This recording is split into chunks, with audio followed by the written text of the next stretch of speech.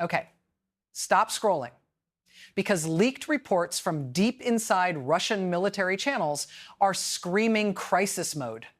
Ukraine's forces just smashed through what Putin called his final unbreakable defense line in a key sector, leaving Russian command in total panic, with emergency calls flying and units scrambling to plug the gap. This isn't just another skirmish, it's a devastating breakthrough that's exposing Russia's exhausted troops, crumbling logistics, and Putin's inevitable victory narrative as a complete lie, right? As peace talks heat up. Insiders say generals are furious, blaming each other for the collapse, while Putin demands impossible hold orders that are falling apart on the ground. If this holds, it could force Moscow to the table on Ukraine's terms or spark desperate escalation no one wants. But before we break down the battlefield bombshell, how Ukraine pulled it off, and why the Kremlin is in full meltdown, let's make sure this reaches everyone tired of the propaganda. If you want the real story on the Ukraine war, facts over spin on Russia's weaknesses and Ukraine's momentum, smash that subscribe button now. Hit the like button like you're backing the truth, because the Kremlin is counting on silence. Information is power. Let's dive in. Let's unpack what's really going on with these leaked reports of a major crisis in Russian command, and why sources are saying Ukraine just delivered a crushing blow to what Putin has long touted as his final unbreakable defense line in a critical sector. The action is centered on the heavy fighting in parts of Donetsk and Kharkiv regions, where Russia has been throwing everything into slow, bloody gains all year.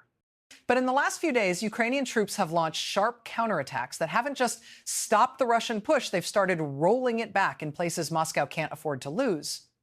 Independent analysts like the Institute for the Study of War, plus geolocated footage, confirm Ukrainian forces making real advances, clearing Russian pockets, taking back key heights, and forcing retreats in areas around Kupyansk and parts of the Pokrovsk axis. Ukrainian commanders report Russian assaults running into disaster waves of poorly coordinated attacks in bad weather, fresh recruits with barely any training getting cut down, and supply lines that can't keep up. From the Russian side, leaked audio and pro-war channels show the frustration boiling over, commanders begging for reinforcements, blaming fog and drones for failed armored charges, and emergency calls to shore up gaps as Ukrainian artillery and drones pound them nonstop. One Ukrainian officer said Russian units are losing hundreds just trying to cross rivers or hold small villages, leaving equipment behind and morale in the tank. This isn't the whole front collapsing. Russia is still grinding forward in spots like Pokrovsk at huge cost, but these Ukrainian hits are forcing Moscow to rob Peter to pay Paul, diverting troops and exposing how overstretched they really are, with casualty estimates topping 400,000 just for 2025. For the Kremlin, it's brutal timing. With peace talks ramping up, every setback makes Putin's demands for more land look weaker and hands Ukraine actual leverage on the ground. Is this the start of a real shift, showing Russia can't keep bleeding forever? Or just a bump they'll bury with more bodies? We're going deeper next on exactly how Ukraine is making this happen and what the panic says about Putin's bigger problems. What do you think is the momentum swinging? Drop it in the comments, hit like if you want more straight battlefield truth, share this to spread the real picture, and subscribe. DC Insider Report brings you the updates mainstream often misses. The crisis is live. Let's keep tracking it. Now, let's get into how Ukraine is pulling off these counterpunches that have Russian command reeling, and why it's creating real cracks in Putin's final defense narrative right when he needs to look strongest.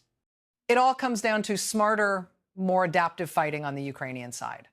They're using elite assault teams, heavy drone coverage, and precise artillery to exploit Russia's biggest weaknesses: bad coordination between units, worn-out infantry, and supply chains that stretch too far and get hit constantly. In the hot zones like Kharkiv, Ukrainian defenders are stopping Russian wave attacks, cold hitting them with mines, drones, and shells before they even reach the lines. Russian bloggers themselves are leaking the frustration. Fresh troops thrown in with almost no training, attacks stalling in mud and snow, and commanders issuing orders that just aren't doable with the manpower shortages biting hard. These aren't massive sweeping offensives flipping the entire map. Russia still creeps forward in places like Donetsk through sheer attrition, but Ukraine's targeted gains are forcing Moscow to react, pulling reserves from other areas just to hold the line. And watching their "we have the initiative" propaganda get shredded, Putin's recent speeches bragging about steady progress and strategic control, they're starting to sound pretty hollow when his own forces can't even keep the ground they claimed weeks ago. For the Kremlin, the panic goes beyond the battlefield. It's political. Every Ukrainian success bolsters Kyiv at the negotiating table, making Russia's territorial demands look unrealistic and raising tough questions about how long Moscow can keep paying this price. Is this Russia finally hitting the wall of overextension, or will Putin just throw more lives at it to stabilize? We're heading to the big stakes in the final part and the cliffhanger that's got everyone on edge. What do you see next? Ukraine pushing harder or Russia clawing back? Let me know below. Like if this cuts through the noise for you, share to help others see the real situation, and subscribe DC Insider Report stays on top of it. The meltdown in Russian ranks is getting louder. But how far will it go? And here's the moment that should make your blood run cold. As Ukrainian forces dig in on these new gains, reports are coming in fast. Russian command is in chaos, emergency redeployments pulling units from other sectors, furious calls between generals blaming each other for the collapse, and whispers that Putin himself is demanding explanations in late-night meetings. But the real shock? Sources close to the front say Ukraine isn't stopping. Intelligence suggests they're massing for follow-up pushes, exploiting the panic to widen the breach before Russia can seal it. If they punch through deeper, if they threaten key supply nodes, or even force a larger retreat, the entire Eastern Front could start unraveling faster than anyone predicted. For Putin, this is existential. His final defense line wasn't just a tactical boast, it was the narrative holding his war together. Lose it convincingly, and the cracks at home widen. Elites questioning the cost, recruits vanishing, and that victory is inevitable story falling apart just as Trump's team pushes for a deal. We're at a razor's edge right now. The next 48 to 72 hours could see Ukraine solidify a breakthrough that changes the map, or Russia throw everything, including reserves they can't afford to lose, into a desperate counter that risks even bigger disaster. Will this crisis force Moscow to blink and accept real compromises in the talks? Or will Putin double down with something reckless to save face? We don't know yet. But the front is moving, the panic is spreading, and whatever happens next could redefine this war for good. Hit subscribe and turn on notifications right now, because when the next update drops, whether it's a Ukrainian surge, a Russian collapse, or something no one sees coming, you'll want the unfiltered truth first.